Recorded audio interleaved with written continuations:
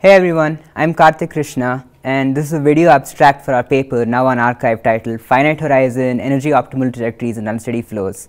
This is joint work with Professor Steve Brunton and Zhuoyuan. So in this work we bring together ideas from model predictive control, Lagrangian coherent structure theory to understand path planning in the oceans and the atmosphere and as such. So if you're interested in any of these ideas, this paper might be really useful for you. Alright, so what we're interested in is we're interested in autonomous vehicles. Particularly, we notice that a lot of the autonomous vehicles or mobile sensors that you want to deploy in the ocean, a lot of the autonomous vehicles that you want to deploy for the applications for ecosystem monitoring, transportation and climate monitoring, they all operate in fluid flows, so unsteady flow fields like the ocean or the atmosphere. And what's particular about the ocean and the atmosphere is a lot of time they generate massive current. So you can see the North Sea big waves, this huge current that's hitting this boat right now. And a lot of the mobile sensors that we have are kind of like the robot here that's using its buoyancy to move up and down, but it's not able to produce a lot of actuation. So if this current is this robot's within this current, it's not going to be able to produce a lot of actuation to move around. So you're going to be dominated by the forces of the current mostly. So what we really want to understand in the interest of saving energy is how do you perform movement using limited actuation. So and how does that relate to the dynamics of the background flow field. So given a certain flow field, what kind of trajectories can you produce to move around in it? And that's where the idea of low energy transport comes in. So let me try to make this clearer. So you can imagine a flow field. So this is what's known as the double gyre flow field, and the white dot that's moving around in it you can think of as one of the agents or robots you want to drop in the ocean for mobile sensing. And right now it's not using any of its actuation. So the dynamics of this is given by this complex looking equation that basically is just saying the velocity of the robot is the same as the arrow mark that it's standing on, and plus whatever velocity that it produces by its own propulsion, but right now it's not doing any of that. Now if you want to, what you want to do is you want to move to the green cross here and you want to think, okay, how do I use my U's there to move around?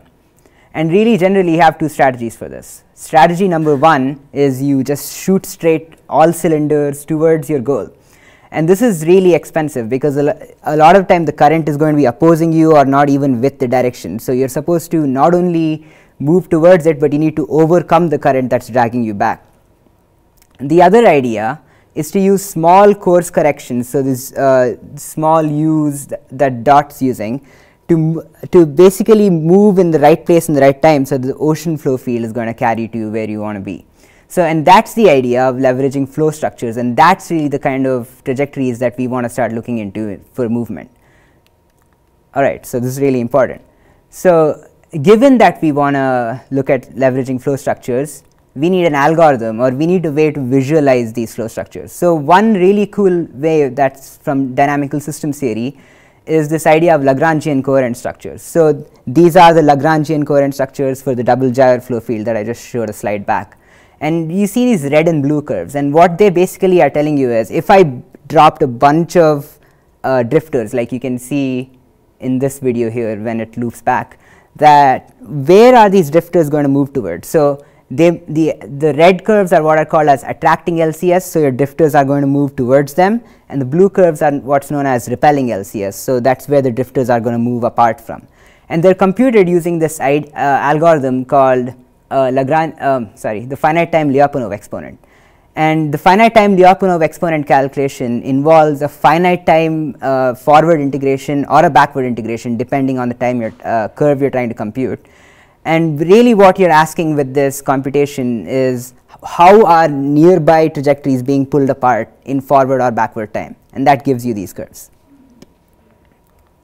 Alright, and also particularly Lagrangian coherent structures has been related to energy optimal trajectories in the past. So this review is not really exhaustive, so we just picked out two which stood out to us. If there are any other works that you're familiar with, we'd definitely like to hear from you. So the first paper that came out was in 2005 by Inang, Shadden and Marsden. And what they showed was that if you took a boundary value problem in the ocean and you want to construct a trajectory between 2 points, those trajectories tend to overlap with Lagrangian coherent structures. And 3 years later, this other video is basically showing this other idea is what, if you want a energy optimal trajectory, why don't you just like follow the Lagrangian coherent structure? So use a path line following algorithm and just stay on the Lagrangian coherent structure. And what you find that is the energy that you spend while moving in these Lagrangian coherent structures are much lesser, so lesser actuation. All right, so we're going to come back to Lagrangian coherent structures in a few, it'll be a while. So before that, we want to understand, we want to get our own algorithm for generating trajectories. So for that, we turn to model predictive control. So model predictive control is basically 2 steps. Step 1 is you optimize over a finite time horizon. So this dashed line is this forward prediction of how your flow field is going to look like, and you optimize over it. And what you do in the next step is you just take the first step of that, and then you go back and then you generate a new trajectory. So in the video that winds up looking like this. Now I've color coded these dashed lines by what the control effort at every instant is. So whenever it starts glowing yellow, that means at that instant that first step is spending a lot of energy. So the cost function, so I did talk about optimization, so there's a cost function here. So the cost function that we're using has 2 terms. The first term is the distance from the goal, and the second term is the control effort, so the energy spent and the distance from the goal. And these 2 are fighting against each other basically. If you minimize one, the other one's going to grow, which I'll explain in a bit. So there's particular advantages to using this method. So a lot of times when we're using mobile sensors in the ocean, the flow field isn't really well resolved. So you really don't have a super accurate model of how your sensor is going to be moving around. So this, because we are re-optimizing every instant, we're quite robust to some kind of uncertainty like that. So if you got the flow field wrong, you're going to recalculate anyway, and you're going to look further ahead each step because you moved a bit.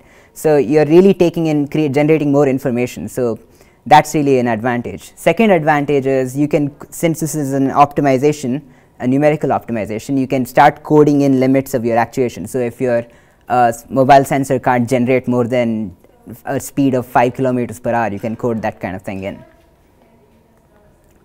So the model predictive control has 2 parameters. So we want to start messing around with these parameters to understand what are the range of trajectories you can generate in the ocean. And we generally have 2 parameters. So the first, we can lump in these 2 purple parameters, which I'm going to show in a second, and the other one is this blue parameter called the time horizon. So this is the time horizon, and the other one is what we call the R by Q ratio. Now the R by Q ratio is this ratio of the penalties of energy to control effort, the state error to control effort. So you can think of a really simple way is, you can think of a small R by Q is for when you're planning a trajectory with for a vehicle class that's like a speedboat that can produce massive actuation, and you have to be very precise on where you want to be. So if you want to dock at a harbor or something, you have to be exactly there at point. And the other, when you think about large R by Q, you want to think about the thing that I showed in the first slide, where it's just moving in buoyancy and can't produce massive actuation, so it's going to be carried. So you want to start using, well, basically we're interested in really large R over Q actually. Okay. So in this slide, what I'm showing is what happens when you start sweeping through. So I'm like going through all the R by Qs, and I'm showing how this trajectory is changing. And so what's really good is a lot of the orbits that we get are these closed loitering states around, where you can just keep hovering around in a low energy fashion around your cross mark. And what we notice is the orbits get larger and larger as the energy penalty drops, because it can't accurately use more energy to stay around the X mark. But also what we realize is the qualitative shape of these orbits are changing around. So if you looked at R by Q equals 20 and then just moved a little bit further and R by Q equals 26, what happens is this I shape turns into this huge shape that it traces out the gyre's shape. So that's really interesting. So that you can think of as like this kind of trajectory bifurcation. So when you think, what's happening is this R by Q 20 trajectory is growing and growing and growing, and it suddenly becomes unstable, and then it switches over to this new kind of trajectory. So in our work with the time horizon equals 4, we found an entire zoo of these kind of trajectories that start going, and you can think of each of these qualitative trajectories as a trajectory for a different vehicle class. So you can think of for the speedboat to a ship to a small agent, like you can go through the entire spectrum of all kinds of vehicles, and then you get a different kind of trajectory for each time when you're planning. Okay. So next we bring back LCS. So what we see here is this video of the drifter moving along the double gyre with the LCS plotted in the background, but now we have the model predictive control working. And what's different really with model predictive control now from the past work that's been done is the model predictive control generates an entire family of trajectories. So at every instant you're generating an entirely new trajectory, so you can start visualizing, okay, like how is each trajectory changing with the Lagrangian coherent structure in the background. So a lot of what you see in this video is there's a lot of overlapping between the forecast of the MPC and with the LCS. So I'll play it back. And you can also see that the sensor starts, mobile sensor of the dot starts moving around with the LCS, which is really interesting, especially because this LCS is computed with a time horizon of 15 or something as such, but the MPC time horizon is just merely 4, and it's still able to look at all these structures and move with them for some reason. What we also find is that when you're moving across the middle blue LCS here, we start spending a lot of energy. So you can see that when the forward horizon starts turning really yellow, really bright yellow, that means spending a lot of energy then. Now the middle LCS is particularly interesting because what it's called is a hyperbolic LCS. So a hyperbolic LCS is this curve where if passive drifters with no control are going to be repelled normally away from it. The other kind is the ones in the corner here. So sorry, you can think of the ones in this area here. The LCS in that area are shear driven, so they're not driven by normal movement away. So there's something really interesting about this phenomena. Okay, so now what we do is we are going to look at two cases. So R by Q equals 4 and R by Q equals 100, and we're going to see what changes with the LCS. Alright, so what you notice, like what's expected is we're not using the LCS at all at the start of an R by Q equals 4 trajectory, whereas the R by Q 100 trajectory is still moving around with the LCS. But what happens when you get really close to the goal is you start moving around with the LCS. So you can see that it's moving right with the intersection here. And that's really interesting because so what's possibly happening is that the state error is growing really small as you get close.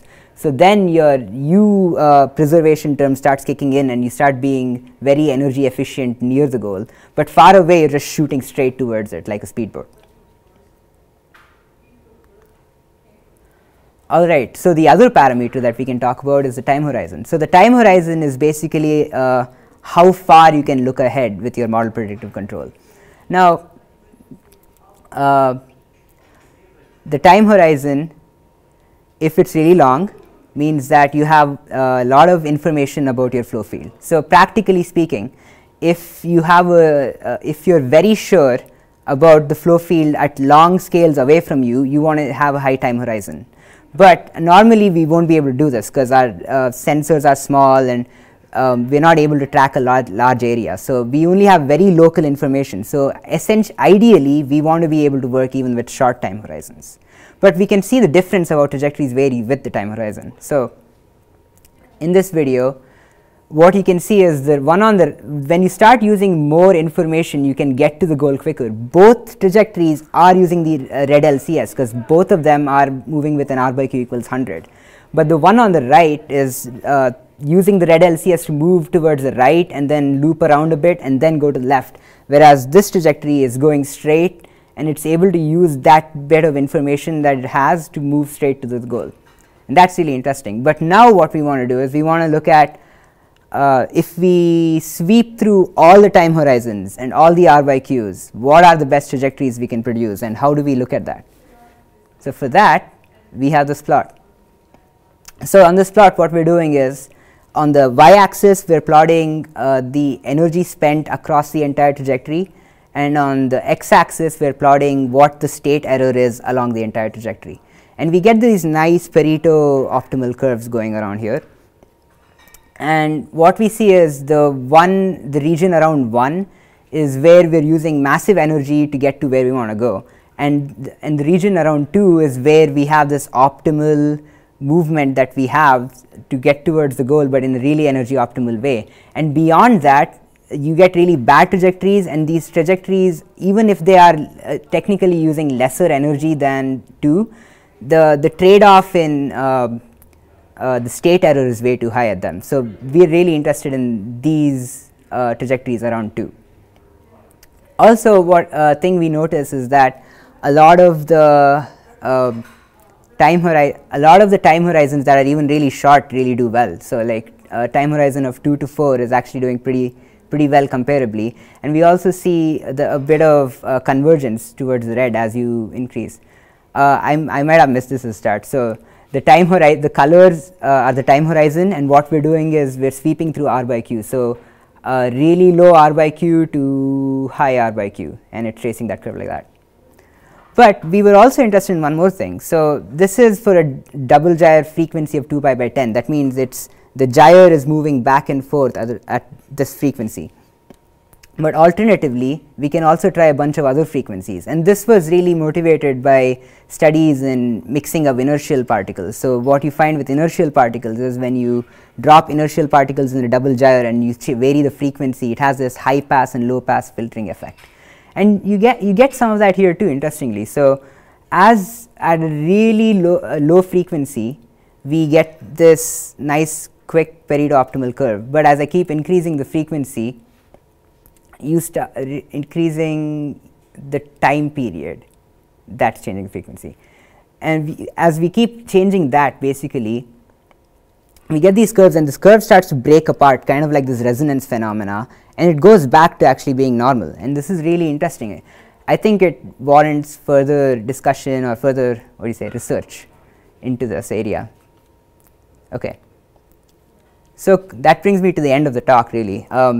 Here's the conclusions is we found strong connections between the gyre dynamics and optimal trajectories, and overlapping family of MPC horizons and the frequency dependence between the gyre. So what more you can find in the paper are you can find what more trajectories look like. There's a comprehensive list of figures which show different trajectories when the frequency is high, the frequency is low, the time horizon is changing. We also have a discussion about how timing in the gyre is really important. So different time horizons will perform. Even for a little increase in time horizon, you can get suddenly drastically good performance. And there's a histogram comparing the energy spent over trajectories to how much energy or how much flow velocity is in the background flow. But there's one more thing, future work. So with future work, we're really interested in, so what we looked in this paper is how one agent moves towards the goal state, essentially, right? But we can also do one more thing where we can have an entire fleet of mobile sensors that are all trying to move towards the goal. And this gives us a few ideas. So we can think about multi-agent coordination, where we're trying to get them all close to each other or far away from each other really quickly. Or we can even understand how so when you have MPC acting with the double gyre, it becomes this entirely new dynamical system, and we can think of, oh, what are the attracting regions in this new dynamical system, and how do we quantify that, and how do we quantify control flow fields. And third, we want to understand, okay, so we observed a lot of phenomena throughout this paper, and we want to understand, okay, theoretically, what is producing all this? Why do MPC and FTLE have this connection? And so that's another direction. So thank you for listening to this talk. You can find the work on arXiv. You can play around with the code on GitHub.